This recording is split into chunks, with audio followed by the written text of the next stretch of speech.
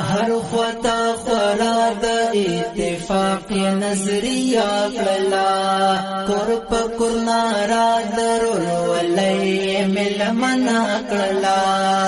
بغض کی نا ختم یې لذهن د هر چا نکړه دا شیخ زین الله د چې نړۍ قرآن خوان کړه دا شیخ زین الله د چې نړۍ قرآن خوان کړه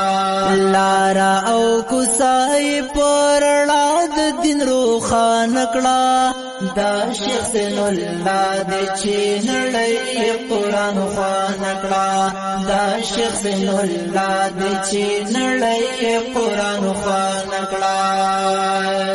وای حق او تګ په مستحکم فکر حنیف کوي